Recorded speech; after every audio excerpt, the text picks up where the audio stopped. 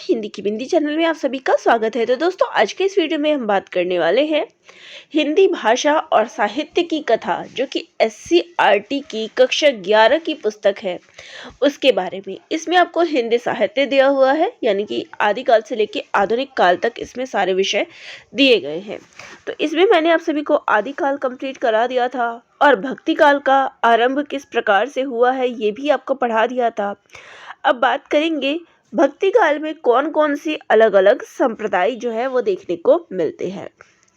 तो भक्ति काल में हमें भक्ति की दो धाराएं देखने को मिलती है, निर्गुण और सगुण धारा। निर्गुण का शाब्दिक अर्थ है, अब निर्गुण आपने पढ़ा, लेकिन निर्गुण का अर्थ क्या है? गुण रहित, यानी कि इसमें कोई गुण ना हो। लेकिन संत साहित्य में निर्गुण गुणातीत की ओर संकेत करता है, यानी कि निर्गुण साहित्य में जो निर्गुण शब्द है वो गुणों से भरे हुए की ओर संकेत करता है। निर्गुण यहाँ किसी निषेधात्मक सत्ता का वाचक ना होकर उस परम ब्रह्म के लिए है जो सत्व, रजस और तमस तीनों गुणों से परे है, जबकि सगुण मतवादियों के इष्ट भगवान श्रेष्ठ गुणों से युक्त है। यानी कि जो निर्गुण है उसमें कोई भी गुण, इन सभी चीज़ों से, वो दुनियादारी से हम कह सकते हैं कि वो परे है। लेकिन जो सगुण के ब्रह्म है, भगवान है, वो गुणों से युक्त है। वे अवतार लेते हैं, दुष्टों का दमन करते हैं और अपनी लीला से भक्तों के चित्त का रंजन करते हैं। अतः सगुण मतवाद में विष्णु के 24 अवतारों में से अनेक की उपासना होती है, जिनमें राम और कृष्ण सर्वाधिक लोकप्रिय लोकाधारित है। भक्ति के अनेक आचार्य हुए हैं। अब यहाँ पे देखिए, दो काव्य धाराएं जो है चलती है, यहाँ इसका जिक्र तो नहीं किया है। चलिए अगर उस पर बात कर ले तो निर्गुण और सगुण।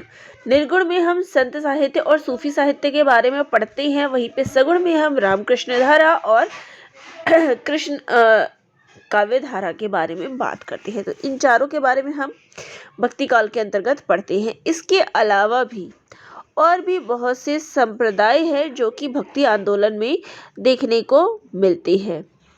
उनमें से 4 प्रमुख संप्रदायों और उनके आचार्यों का परिचय जो है आपको यहाँ दिया जा रहा है।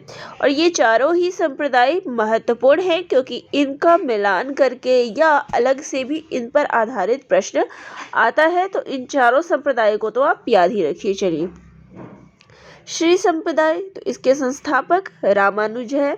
इन्होंने अवतारी विष्णु को अपनी भक्ति में उपास्य देव स्वीकार कर विशिष्ट द्वैतवाद की स्थापना की। तो इनका सिद्धांत क्या है? विशिष्ट द्वैतवाद। इनका सिद्धांत ध्यान में रखिएगा, क्योंकि पूछा जाता है श्री संप्रदाय का सिद्धांत क्या है, और किसका दिया हुआ है? रामानुजाचार्य का। विशिष्ट द्वैतवाद शंकर के अद्वैत का परिष्कार है। इसके अनुसार पुरुषोत्तम ब्रह्म सगुण और सविशेष है। भक्तों पर अनुग्रह करने के लिए वे 5 रूप धारण करते हैं। इन्हीं में अवतारवाद राम की गणना होती है। इनकी भक्ति से ही मुक्ति संभव है। रामानुजाचार्य की परंपरा में रामानंद हुए हैं। और रामानंद के गुरु कौन है? तो इनके गुरु जो है राघवानंद है। रामानंद को आकाश धर्म गुरु माना जाता है। इन्होंने अवर्ण, सवर्ण, स्त्री, पुरुष, राजा, रंक सभी को शिष्य बनाया। ये बात रामानंद की हो रही है, क्योंकि ये श्रेष्ठता का आधार भक्ति को मानते थे, जाति को नहीं। इनके शिष्य परंपरा में रैदास, कबीर, धन्ना, पीपा, भवानंद, सुखानंद, अनंतानंद, सुरसुरानंद, नरहरयानंद, पद्मावती आदि के नाम प्रसिद्ध है। इसी परंपरा में गोस्वामी तुलसीदास भी हुए हैं। अब बात करेंगे ब्रह्म संप्रदाय की। तो इस संप्रदाय का प्रवर्तन मध्वाचार्य ने किया था। तो कौन है इसके प्रवर्तक? मध्वाचार्य, ब्रह्म संप्रदाय के। ठीक है। इनका जन्म दक्षिण भारत के बेलीग्राम नामक स्थान में हुआ था। वेदांत में पारंगत होने पर भी संन्यास लेने पर इनका नाम आनंद तीर्थ रखा गया। तो इनका नाम जो है क्या हो गया, मध्वाचार्य धर्म संप्रदाय का जो है इन्होंने प्रतिपादन किया और इनका नाम ही क्या है, आनंद तीर्थ रखा गया। इन्होंने अद्वैतवाद का घोर विरोध किया तथा द्वैतवाद का प्रतिपादन किया। तो इनके द्वारा जो है किसका समर्थन किया गया, तो द्वैतवाद का। द्वैतवाद के अनुसार भगवान विष्णु 8 गुणों से युक्त सर्वोच्च तत्व है। उसमें क्या था, राम की बात कही गई थी और इसमें क्या है, विष्णु की। जगत सत्य है, ईश्वर और जीव का भेद, जीव का जीव से भेद, जड़ का जीव से भेद वास्तविक है। समस्त जीव हरि के अनुचर है। ऐसी मान्यता है कि महाप्रभु चैतन्य इसी संप्रदाय में दीक्षित हुए थे, किंतु आगे उनका स्वतंत्र मत और संप्रदाय जो है विकसित हो गया। तो मुख्य चीज जो आपको ध्यान में रखनी है वो यहाँ पे यही 2 चीज हो जाती है कि इनका संप्रदाय क्या है, द्वैतवाद का इन्होंने प्रतिपादन किया और प्रवर्तक कौन है, मध्वाचार्य ब्रह्म संप्रदाय के। ठीक है, चलिए अब बात करेंगे रुद्र संप्रदाय की।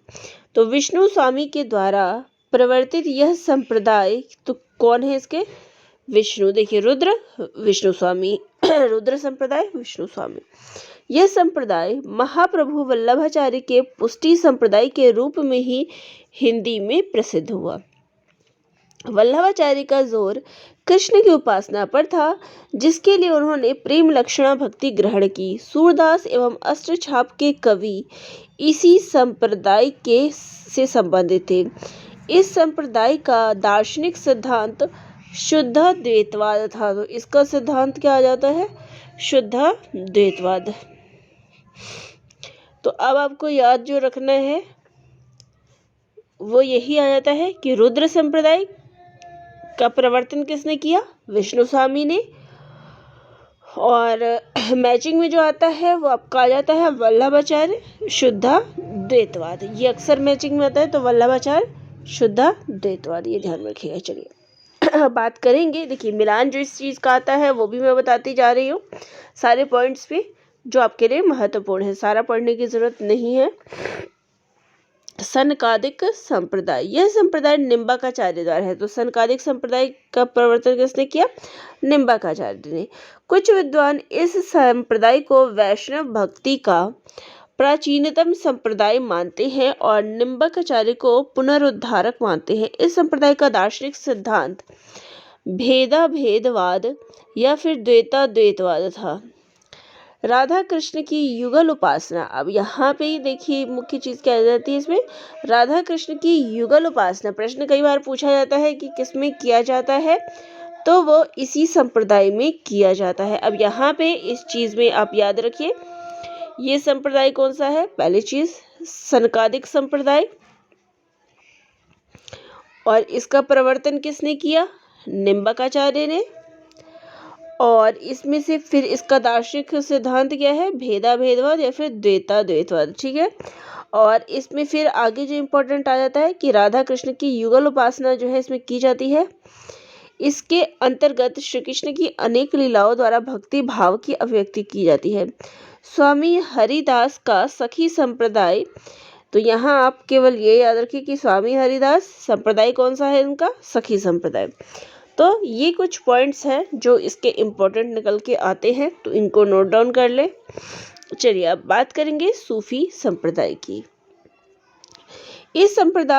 इस परंपरागत प्रमुख भारतीय भक्ति संप्रदाय के अतिरिक्त इस्लाम के साथ भारत में सूफी मत का भी आगमन हुआ था। सूफी मत या तसव्वुफ से संबंधित अनेक सूफी संप्रदाय भारत में आए। उन्होंने अपनी खानकाहें यानी कि मठ देश के अनेक क्षेत्रों में स्थापित की। भारत में उनकी अनेक शाखाएं प्रशाखाएं फैल चली। सूफियों का मत क्या था, प्रेम मार्गी था। ठीक है, इनको प्रेम मार्गी भी कहा जाता है। मानव हृदय में निहित प्रेम के द्वारा यह अल्लाह यानी कि परमात्मा को प्राप्त करने का निर्देश करता था। अनेक सूफी संतों ने अपार लोकप्रियता अर्जित की। भक्ति मूलतः प्रेम ही ये है, वह प्रेम का दिव्य स्वरूप है। सूफी मत में इश्क हकीकी भी ईश्वरीय यह दिव्य प्रेम है। स्वभावतः सूफी मत भक्ति आंदोलन का प्रमुख अंग है। भक्ति आंदोलन की व्यापकता अखिल भारतीय थी। इसमें निहित मानवीय दृष्टिकोण ने हिंदुओं के अतिरिक्त मुसलमानों को भी आकर्षित किया। भावुक मुसलमानों द्वारा प्रवर्तित प्रेम की पीर की यह भावधारा अपनी विकास प्रक्रिया के दौरान हर उदार मानवीय हृदय को अपने में समेटती चली गई।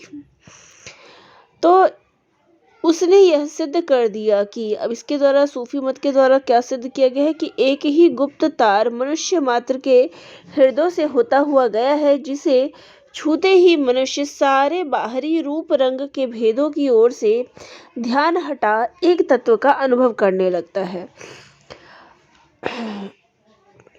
हालांकि अगर सूफी इस्लाम जो थे वो मतानुयायी थे और इस्लाम जो थे वो एकश्वरवादी थे, फिर भी सूफी संतों ने, देखिए इस्लाम का मत अलग था लेकिन सूफी संतों का अनहलहक अर्थात मैं ब्रह्म हूँ की घोषणा की।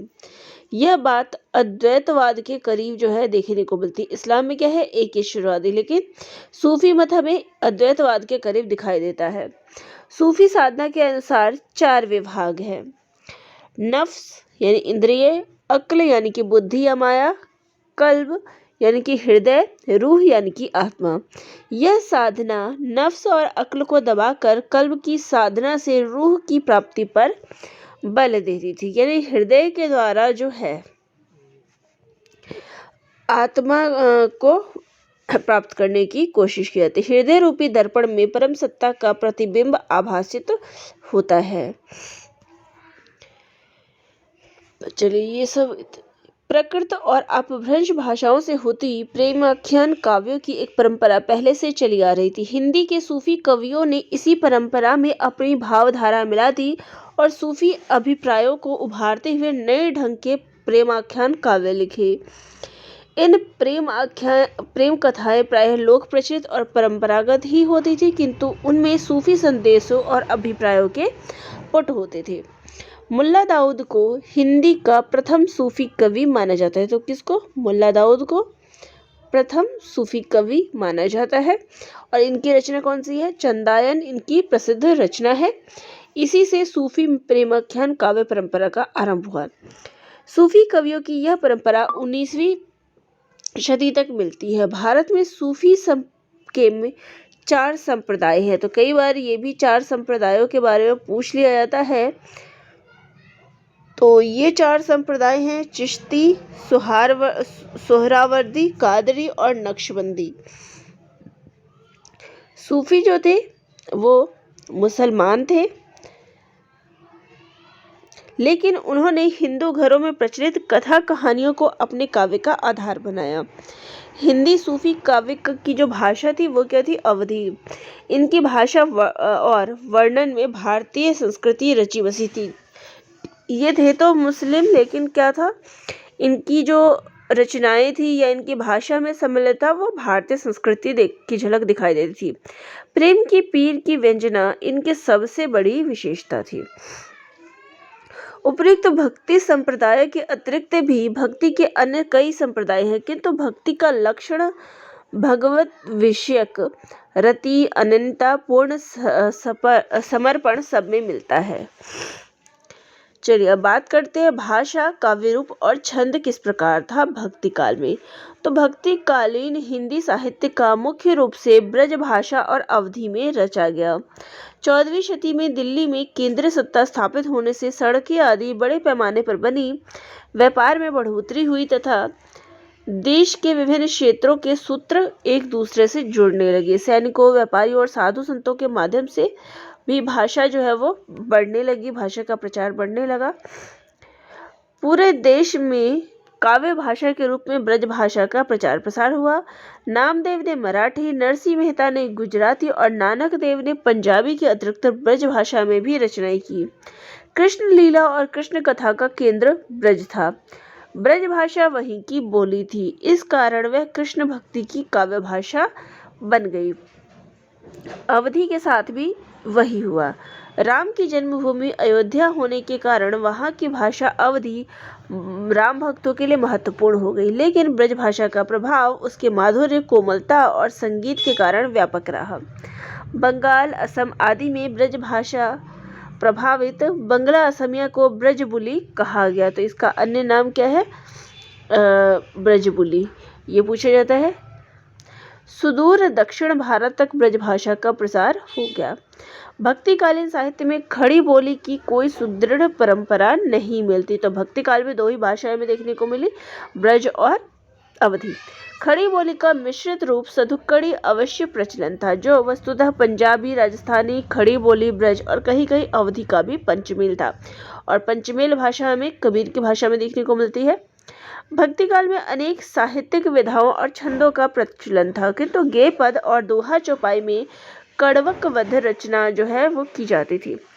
हिंदी में गेय पदों की परंपरा का आरंभ सिद्धों के द्वारा हुआ। आगे नाथपंथी योगियों तथा नामदेव, नानक, कबीर, सूर, तुलसी, मीराबाई आदि ने गेय पदों का विकास किया। गेय पदों में काव्य और संगीत एक दूसरे में घुले मिले होते थे। दोहा चौपाई की परंपरा भी सरापा में देखने को मिलती है। दोहा चौपाई की प्रकृति प्रबंध के लिए उपयुक्त मानी जाती थी। अवधि में भी इसके ज़्यादा प्रयोग है।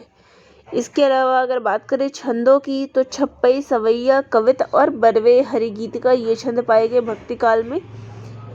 तो चलिए ये सब चीज़ें थी। अब बात कर लेते हैं निर्गुण ज्ञान मार्गी संत काव्य धारा की। तो निर्गुण ज्ञान मार्गी संत धारा में कबीर जो है इसमें प्रमुख थे। तो भक्ति काल में दो प्रमुख धाराएं थी, निर्गुण और सगुण धारा। इन दोनों की दो शाखाएं थी, ज्ञानाश्रयी और प्रेमाश्रयी शाखा। जबकि राम भक्ति शाखा और कृष्ण भक्ति शाखा सगुण काव्य की शाखाएं थी। ज्ञान मार्ग की प्रतिष्ठा आचार्य शंकर ने की थी। उन्होंने निर्गुण ब्रह्म को प्राप्त करने का साधन ज्ञान को बताया था। ज्ञान वस्तुतः अंतर्ज्ञान है, जो सहज ही बिना किसी भक्ति मार्गीय पद्धति या साधनों के सिर्फ सरलता और सत्यनिष्ठा के बल पर प्रबलता है। इसे ही सहज साधना कहा गया। संत कबीर ने इसे ब्रह्म सियान कहा है, ब्रह्म ज्ञान कहा है। यहाँ पे वर्ड नहीं निकला था, ज्ञान है कि संत कबीर ने इसी को सहज ज्ञान जो था उसको ब्रह्म ज्ञान कहा है। इस धारा के प्रमुख कवियों में कबीर, रैदास, गुरु नानक, दादू दयाल, सुंदरदास, रज्जब आदि आते हैं। तो ये आते हैं ज्ञानाश्रयी शाखा के अंतर्गत। अब सबसे पहले हम कबीर के बारे में पढ़ लेते हैं। तो इनका जन्म वर्ष जो है इसमें देखिए 1399 दिया गया है, लेकिन जब पुस्तकों में बाकियों में देखेंगे तो 1398 दिया होता है, लेकिन हमें इसी पुस्तक से पढ़ना है तो आप यही लेके चलिए। और अगर आपको 1399 नहीं दिखे ऑप्शन में तो 1398 ही लगाना है। बाल्यावस्था में ही कबीर के भीतर भक्ति की प्रवृत्ति पनप चुकी थी। प्रसिद्ध है कि रामानंद उनके गुरु थे। कबीर पढ़े लिखे नहीं थे। आत्मचिंतन एवं लोक निरीक्षण से जो ज्ञान उन्होंने प्राप्त किया उसे ही निर्भयता पूर्वक अपनी साखियों और पदों में अभिव्यक्त किया। वर्णाश्रम धर्म में प्रचलित कुरीतियों और लोक में प्रचलित अपधर्म को कबीर ने निशाने पर लिया। वे ऐसे कर्मयोगी थे जो अंधविश्वासों की खाई पाटने के लिए अपना घर जलाने को सदा तैयार रहते थे। उनकी कथनी और करनी में जबरदस्त एकता थी। उनकी कविता में छंद, अलंकार, शब्द शक्ति आदि गौण थे और लोक मंगल की चिंता प्रधान है। इनकी वाणी का संग्रह बीजक नाम से है, और बीजक जो है वो 3 भाग हैं इसके, साखी, सबद, पद और साखी, सबद और रमेनी। सबद में जो है क्या है, गेय पद है। रमेनी जो है चौपाई में लिखी गई है, और साखी दोहा छंद में लिखी गई है। सिखों के गुरु ग्रंथ साहब में भी कबीर के नाम से पद तथा सलोकु संकलित है। तो गुरु ग्रंथ साहिब में भी हमें कबीर के पद देखने को मिलते हैं। और कबीर के जो ये पुस्तक है इसका संकलन किसने किया है, तो इनके शिष्य धर्मदास के द्वारा संकलन किया गया है। कई बार परीक्षा में अधिकतर जो है प्रश्न पूछा जाता है, तो ये चीज़ ध्यान में रखिएगा। यहाँ पे नहीं दिया गया है, इसका संकलन जो है करने वाले हैं धर्मदास। ठीक है, चलिए। कबीर की अभिव्यंजना शैली बहुत सशक्त थी। उनकी भाषा अनेक बोलियों का मिश्रण है। इस मिश्रित भाषा को सधुक्कड़ी या पंचमेल कहा गया है। तो कबीर की भाषा को क्या कहा गया है, अक्सर पूछा जाता है। चलिए अगले कवि के बारे में पढ़ते हैं, तो वो है रैदास। इनका समय है 1388 से 1518 के बीच। कबीर की भांति रैदास का बल भी काव्य और कला पक्ष की अपेक्षा भक्ति पर अधिक रहा है। उनकी कविताओं में सामाजिक विषमता के प्रति मृदु विरोध था। उन्होंने वर्णवादी व्यवस्था की असमानता के प्रति असंतोष प्रकट किया है। रैदास के पद गुरु ग्रंथ साहब में संकलित है और कुछ फुटकल पद भी जो है यहाँ पे संकलित है। उनकी भक्ति का स्वरूप निर्गुण है, लेकिन कबीर जैसा यहाँ पे कुछ चीज़ें जो है मिसिंग है। तो कबीर जैसी व्यापकता जो है इनमें नहीं है। वे अपनी कविता में अत्यंत विनम्र और निरीह हैं। इन्होंने मूर्ति पूजा, तीर्थ यात्रा और जो ये बाह्य आडंबर आदि थे, इन सभी का इन्होंने विरोध किया है और आभ्यंतरिक साधना पर बल दिया है। अपने भावों की अभिव्यक्ति के लिए उन्होंने जिस भाषा का प्रयोग किया है वह सरल व्यवहारिक ब्रज भाषा है, जिसमें अवधी, राजस्थानी, खड़ी बोली और उर्दू फारसी का सम्मिश्रण है। ठीक है। उपमा और रूपक अलंकार जो है रैदास के प्रिय अलंकार है। तो उपमा और रूपक ये ध्यान रखिएगा।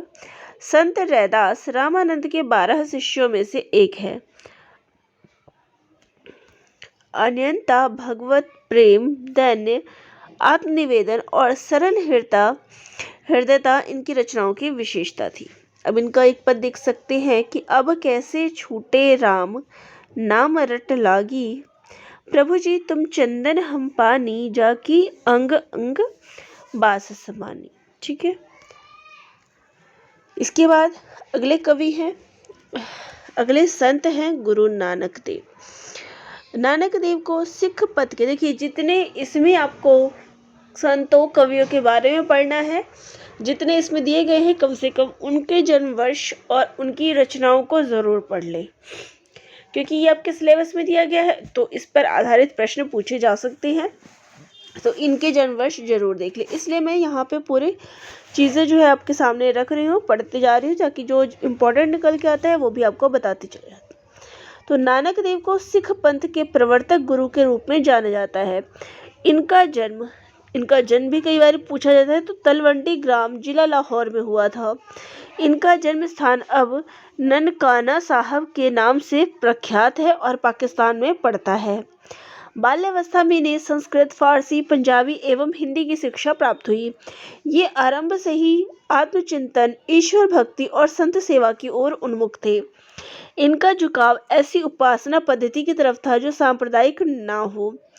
कबीर दास द्वारा प्रतिपादित निर्गुण संत मत इसी प्रवृत्ति का था। अतः कबीर की भांति धार्मिक रूढ़िवाद, जाति के संकीर्ण बंधनों तथा अनाचार के प्रति इन्होंने भी विरोध का स्वर उठाया। इनके जो विचारधारा थी उसमें श्रद्धा भाव रखते थे। इनकी वाणियों का संग्रह आदि ग्रंथ के महला नामक खंड में हुआ है। इनमें शब्द और श्लोकों के साथ जपूजी, असादीवार, रहीरास, सोहिला का भी संग्रह है। तो इनकी रचनाएं भी कई बार परीक्षा में पूछ लेते हैं। तो यहाँ इनकी रचनाओं के नाम हैं। इनकी रचनाओं का अधिकांश पंजाबी में है, किंतु कहीं कहीं ब्रज और खड़ी बोली में भी इनका प्रयोग देखने को मिलता है। अगले संत कवि हैं दादू दयाल। इनका समय है 1544 से 1603 ईस्वी। सिद्धांत दादू कबीर मार्गी थे, लेकिन उनका एक स्वतंत्र पंथ भी था जो दादू पंथ के नाम से विख्यात है। दादू पंथी का जन्म गुजरात के अहमदाबाद नामक स्थान में माना जाता है। इनकी मृत्यु राजस्थान प्रांत के नराणा गांव में हुई। दादू द्वारा प्रवर्तित दादू पंथ परम ब्रह्म संप्रदाय के नाम से भी जाना जाता है। ठीक है। तो दादू पंथ को ही हम परम ब्रह्म के नाम से जानते हैं और इसके प्रवर्तक हैं दादू दयाल। इन्होंने सगुण और निर्गुण की बौद्धिक मीमांसा में ना पढ़कर निर्गुण भक्त होने पर भी ईश्वर के सगुण रूप को मान्यता दी है। इनकी कविता प्रेम भाव को अभिव्यक्त करती है। यह प्रेम निर्गुण निराकार ईश्वर के प्रति है। दादू की रचनाओं का संग्रह इनके 2 शिष्यों, ये इम्पोर्टेंट पॉइंट यहाँ पे जो है इसका आ जाता है कि दादू की रचनाओं का संग्रह इनके 2 शिष्यों संत दास और जगन्नाथ दास ने हरडे वाणी नाम से किया है। तो प्रश्न आ जाता है कि किस नाम से इनकी पुस्तक है, तो हरडे वाणी नाम से। ठीक है। और किसने संकलन किया है, तो संत दास और जगन्दास ने। ठीक है, तो दोनों ही चीजें नाम ध्यान में रखिएगा, हरडे वाणी और इनके दोनों शिष्यों के नाम। ठीक है, चलिए अब अगला जो संत कवि आ जाते हैं वो है संत सुंदरदास। इनका जन्म वर्ष है 1596 से 1689 ईस्वी। संत सुंदरदास दादू दयाल के शिष्यों में से एक थे। इनका जन्म जयपुर के निकट बौसा नामक स्थान में हुआ और मृत्यु सांगानेर में हुई। ये संत कवियों में सर्वाधिक शास्त्राज्ञ एवं सुशिक्षित थे। तो ये भी प्रश्न पूछा जाता है कि संत कवियों में शास्त्रार्थ एवं सुशिक्षित कौन थे। ठीक है, इन्होंने देशाटन, इन्हें जो है घूमना फिरना बहुत पसंद था। भ्रमण के समय ये दादू के सिद्धांतों का विचार करते और काव्य रचना करते। इनके द्वारा रचित 42 ग्रंथ बताए जाते हैं, जिनमें सर्वाधिक प्रसिद्ध रचना जो है वो है सुंदर विलाप। समाज की रीति नीति तथा भक्ति पर इन्होंने विनोदपूर्ण उक्तियां कही है। ज्ञानाश्रय शाखा के अंतर्गत निर्गुण संतों में, अन्य निर्गुण संतों में अगर नाम बताया जाए कि कौन कौन से संत हैं, तो रज्जब, मल्लूकदास, अक्षरानंद, जयनाथ, सिंगाजी, बाबालाल, बाबरी साहिबा, सहजोबाई, दयाभाई, बेनी, पीपा, कमाल, ये सभी जो है उल्लेखनीय है।